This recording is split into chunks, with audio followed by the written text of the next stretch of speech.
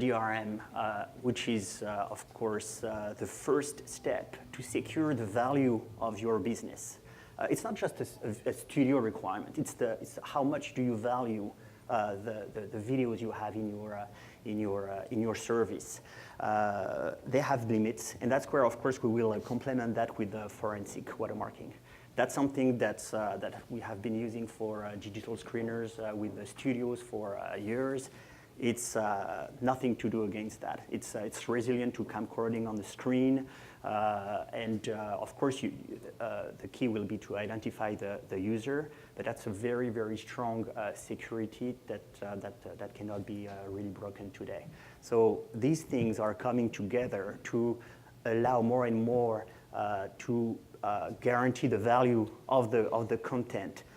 To prevent hacking or leak of the content, but also to react in case that happened.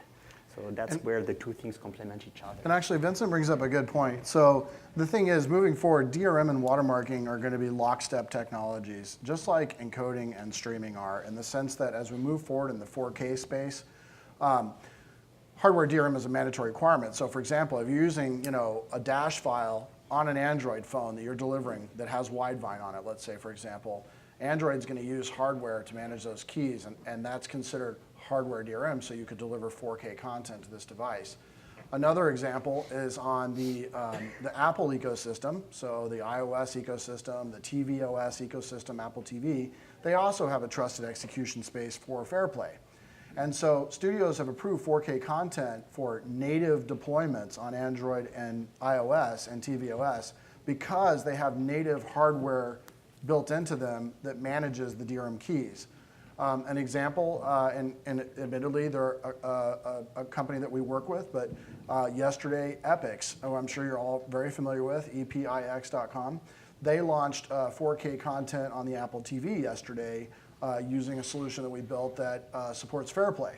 And the studios approved it because there's hardware support on the Apple TV that allows them to deliver that FairPlay license to the tvOS implementation on the Apple TV, and those keys are stored securely. So on top of that, I think more and more of you, when you fill out these questionnaires, watermarking is going to start to become a mandatory technology as well.